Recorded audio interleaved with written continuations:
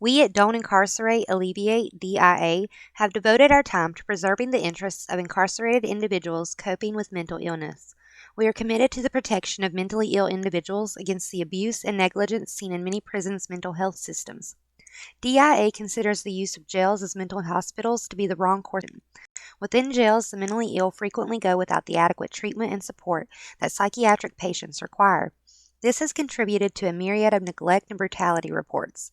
These conditions have caused the DIA to take the first steps and explore viable alternatives for the mentally ill in prisons. Prisons should not be used as mental health facilities. There is a certain degree of care to be paid to the mentally ill which cannot be provided in prisons. It is essential that people with mental illness receive adequate and quality treatment.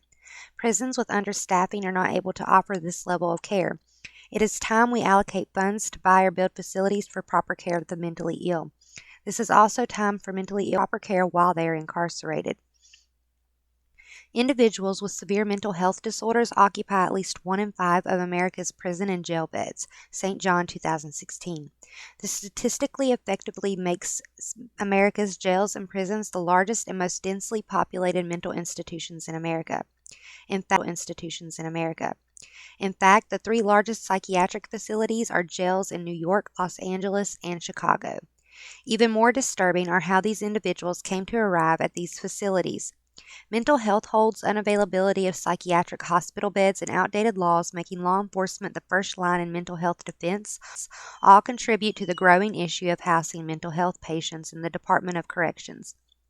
Those at risk for suicide and psychotic hallucinations are being held without treatment and with actual criminal offenders. Therefore, they may appear safer than in the world attempting to kill themselves, but they are in a completely different environment with a different kind of danger present. We will explore many different aspects of how the mental health issue and prison systems align and how they have become the biggest facilities offering mental health care. However, they should not be the new mental institution. While incarceration appears safer for someone amid a psychotic break, prisons should not be used as mental health institutions because rampant abuse and neglect of care can occur. It is a civil rights violation and it criminalizes and demonizes the mentally ill. You can't understand the future without knowing the past, so let's take a ride through history before we talk about today. It may not come as a shock to you that the mentally ill were cast aside and left to die in prisons and jails in colonial era. It wasn't until the 1700s that voices of protest in the colonies were heard demanding proper housing for the mentally ill and mentally insane. This led to the first psychiatric hospital unit in 1752, located in the Pennsylvania Hospital, and the creation of our nation's first psychiatric hospital, located in Williamsburg, Virginia, in 1773. The 1800s marked the true movement of the mentally ill from prisons and jails to hospitals. In 1848, Dorothea Dix pleaded with Congress to pass legislation to allocate land and funds to the building of mental facilities known as the $12,200,000. Both houses. President Franklin Pierce vetoed the bill on the grounds that it was up to the states to house their mentally ill and federal government should not interfere. Dorothea also pioneered to establish New Jersey's first mental hospital that same year. By 1880, 75 public psychiatric hospitals existed in our young nation. The 1940s and 1950s drove new discovery in mental health. World War II's end showed decorated soldiers coming home with psychological trauma, prompting medical professionals to examine the need for short-term outpatient treatment as opposed to the isolation that drove mental health prior. 1955, the largest number of psychiatric beds were available at 559,000. In 1963, President John F. Kennedy gave the presidential message on mental illness and mental retardation, which translated into legislation signed by Lyndon Johnson, marking the Community Mental Health Center movement or the beginning of deinstitution. Starting his residency at the time, Joseph Flume said, "Unfortunately, in retrospect, and for a variety of reasons, the Community Mental Health Center movement was a conceptual success, but an actual failure." Reasons that would come to light when President Jimmy Carter gave his 1979 address, in which he noted that 700 community health centers had been built that served 3 million patients. However, the majority of the population was not being served, meaning institutionalized patients were being rapidly discharged into the community without proper access to care. This began the migration of the mentally ill to prisons and jails as their population increased in these facilities. Real federal involvement in mental health fell with the election of Ronald Reagan when he replaced federal leadership and policy with individual financial aid. Today, psychiatric beds are scarce, with only 37,769 being reported in 2016. Police have become the first stop for the mentally ill, with outdated laws making violence before intervention a thing, effectively criminalizing the mentally ill. A lack of funding dedicated to the proper care and treatment of the mentally ill mean that many sufferers go without proper treatment and care. Inconsistent community-based programs have caused some to be in a vicious cycle between medical facilities and jails. These are only a few of the issues that face the mental health community today. Prisons have become the new housing units, with New Hampshire holding psychiatric patients within the Department of Corrections. Those who attempt suicide are held in jail cells and not in a secure psychiatric unit with no offer of treatment. While there are many reasons why prisons became the housing units for the mentally ill, today I want to talk about why this practice should stop, and more specifically, three reasons why it should stop. The widespread abuse and neglect occurring to the mentally ill in these facilities, the fact that it is a violation of civil rights to hold the mentally ill without treatment, and the perception it creates of the mentally ill as criminals. Abuse and neglect are two very dangerous concerns facing mental health in prisons and jails. In Oregon, a lawsuit brought before the courts in 2002 showed that seriously mentally ill individuals were held in jails under very poor circumstances for abnormally long periods of time, awaiting evaluation or treatment beds at the state hospital. Research on 105 individuals who were deemed incompetent to stand trial showed that only 19 were transported to the hospital within 7 days, 48 were transported within 30 days, and 9 were held for more than 60. In 2010, Jenny Hill had a psychotic break with PTSD with dissociation and trauma-induced psychosis. The police were called and she was handcuffed and taken to jail.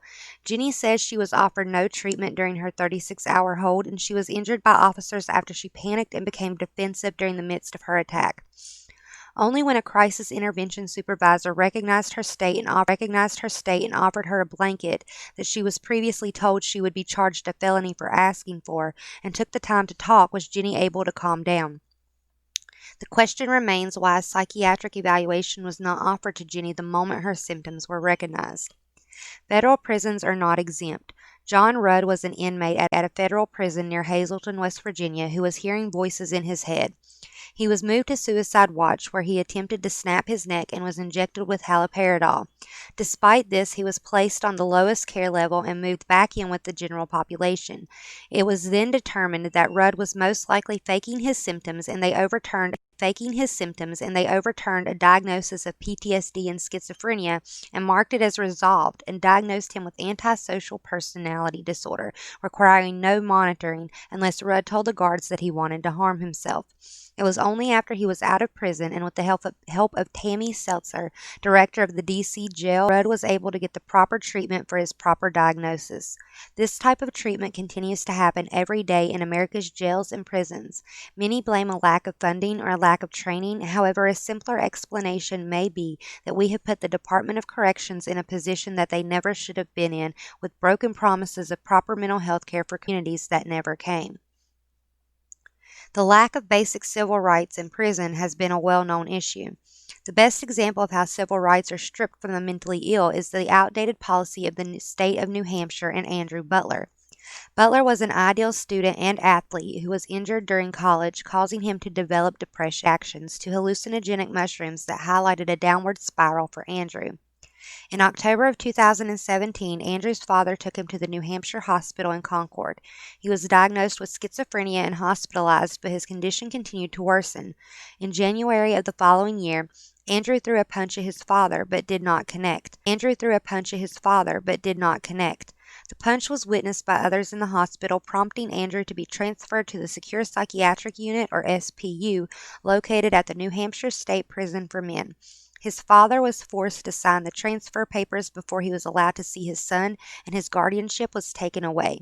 His father was told the transfer would be temporary, but was told 4 months later that his son may be locked in a cell for 23 hours a day for the rest of his life. Andrew was given a prison-issue jumpsuit and housed with the criminally insane, those not competent for trial, and those awaiting trial. He was given medication to treat bipolar disorder because within the prison. He was denied contact visits with both his father and attorney. He has even been tasered, and the only therapy he received is 1 hour of group therapy. Essentially, Andrew Butler has been subjected to cruel treatment and false imprisonment in an unaccredited and non-licensed facility, which is a prison and not a hospital, all without having committed no crime. Andrew's lawyers filed a habeas corpus petition, which was heard on May 24, 2018. He was not granted a release. However, the protest prompted media attention, and he was released to the psychiatric unit of the hospital in June, followed by a conditional release to take his medication to his father 2 weeks later. Although Andrew is now home and doing better, the state could once again lock him up if they see fit. I want to emphasize that everything that happened to Andrew Butler transpired without him ever committing a crime. Andrew Butler's story helps us to lead into the last reason we will talk about today, and that is the criminalization of the mentally ill. There is already a stigma associated with having a mental illness. It's not fun to be crazy in the world today. People are scared of those who suffer from mental illness, and locking them in a prison or jail cell only solidifies the idea that mental illness is dangerous. By criminalizing the mentally ill and locking them in prison, we are effectively worsening their symptoms, ignoring substance abuse disorders, allowing abuse, promoting recidivism, promoting suicide, and contributing to jail and prison overcrowding. Not only this, it also creates additional barriers for housing and employment, burdens law enforcement, and costs taxpayers money. Dedicated to improving the lives of individuals with substance abuse disorders and co-occurring mental health and substance use disorders have been proven to help reduce incarceration and recidivism among offenders both with and without mental illness. With proven results, why do we continue to allow patients to become prisoners? So how do we change it? I believe we start at the national level. There needs to be a firm mental health policy in place that prevents placement of those suffering from mental illness to be held or detained in jails and prisons. While the thought of deinstitutionalization was in the right place, more psychiatric hospitals need to be reopened or built in order to house the mentally ill that are not ready in society. This does not mean to completely reinstate institutionalization, rather to build up a broken system that needs more room. More funding needs to be directed toward mental health in general. However, until we are able to provide adequate living arrangements for these patients, funding should be directed toward creating the proper treatment protocols and training in prisons so that corrections officers are properly able to handle the mentally ill when they encounter them. For example, the Federal Bureau of Prisons imposed new policies in order to protect the mentally ill but did not provide appropriate funding, leading to more widespread abuse and neglect in their prisons. Remember John Rutt's story from earlier. More funding is also needed in order to community-based mental health programs that were promised but never came.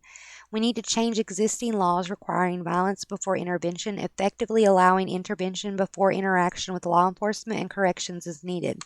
To end on a positive note, Alyssa Roth, a journalist researching the prisons as mental institutions, stated, "One of the heartening things I found in all this very upsetting reporting is that there is a consensus that what we're doing is wrong. Now, with that consensus, maybe we should be able to fix it." Thanks for watching again. Bye.